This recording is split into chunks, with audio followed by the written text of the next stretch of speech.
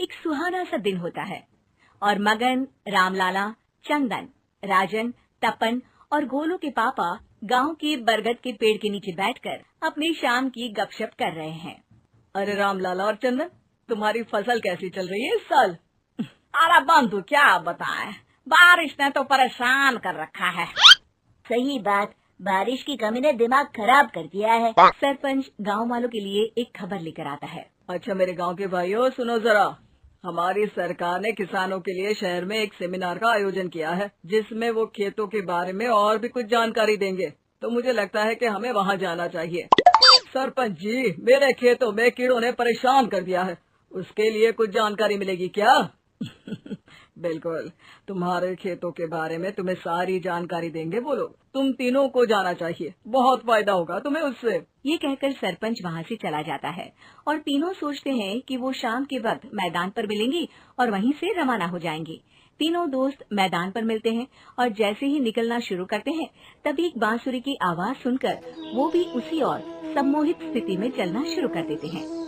कुछ बच्चे हर बार की तरह अपना दोपहर का फुटबॉल का गेम खेल रहे हैं। पकड़ लिया, पकड़ के दिखा मुझे, इतना भी नहीं कर सकता। अच्छा, कितना भागेगा? आखिरकार तो मेरी पकड़ में आ ही जाएगा।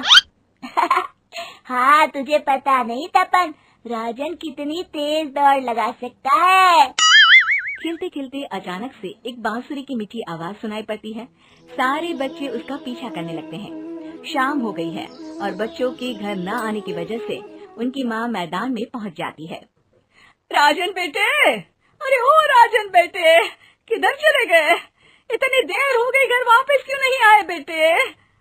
तपन बेटा, चलो घर, शाम हो गई है, कितना खेलोगे? और गोलू, ओ गोलू। तीनों की माँ एक दूसरे को देखने लगती है और उन्हें एहसास होता है कि उन तीनों के बेटे घर आए ही नहीं।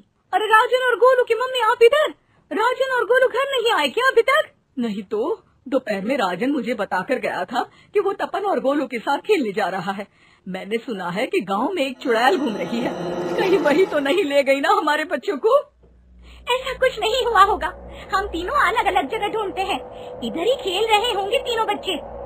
ये कहकर तीनों बच्चों की माएं उन्हें ढूंढने निकल गई। बहुत देर हो गई और फिर भी तीनों बच्चे मिले नहीं।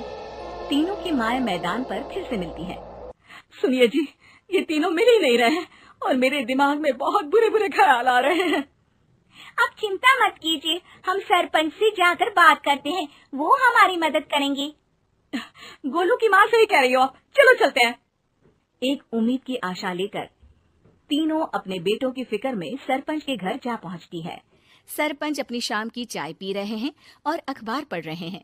तभी तीनों की माँ हड़बड़ी में भागकर उनके पास आती है। अरे अरे, आप तीनों इतनी डरी हुई क्यों हो? क्या हुआ? ऐसी क्या बात हो गई?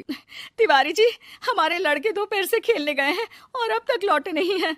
हमने उन्हें सब जगह ढूंढा, लेकिन हमें वो मिले ही नहीं, इसीलिए हम भागकर आपके पास आ गए। अच्छा, इनके पिता कहाँ है? ये कुछ काम के लिए शहर गए हैं, इसीलिए हम भागकर आपके पास आए हैं। हाँ, मैं उसके बारे में भूल ही गया था। एक काम कीजिए, मुझे उस जगह लेकर चलिए जिधर वो आखिरी बार खेल रहे थे।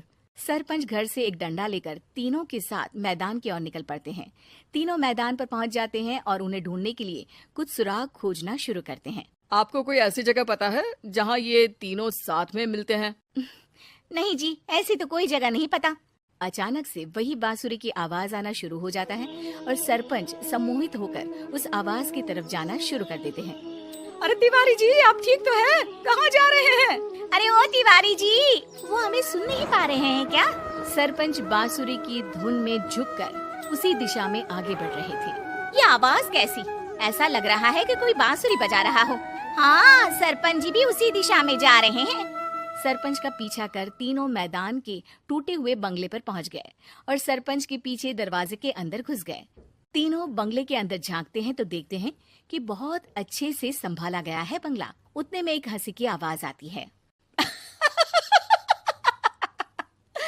मेरी बांसुरी, तूने मुझे आज तक कभी तंग नहीं किया, हमेशा अपने जादू से लड़कों को खींच लाती है। ये बोलते ही राजन की माँ को तीनों बच्चे और उनके पिता वहाँ चुड़ैल के पास लेटे हुए दिखते हैं। अरे वो देखो गोलू के पापा। अरे रे, अरे गोलू की माँ, अब चुप रहिए ना जरा। उस चुड़ैल ने देख लिया तो हम भी फंस जाएंगे। इन्हें बचाएगा कौन? लगता है ये शहर गए ही नहीं और इस चुड़ैल ने इन सबको भी यही बुला लिया है। अब हमें इन्हें छुड़ाना होगा। एक काम करते हैं। राजन की मम्मी गोलू और तपन की मम्मी को एक प्लान बताती है। बिल्कुल सही कह रही हो राजन की मम्मी। चलो आज इस चुड़ैल को मजा चखाते हैं। तीनों माएं अपने छुपने की जगह से बाहर निकलती हैं और एक्टिंग करना शुरू कर देती है। ये तो बढ़िया है। अब इसका असर औरतों पर भी हो रहा है। वाह जी वाह। तीनों माएं चुड़ैल की थोड़ा करीब आती हैं।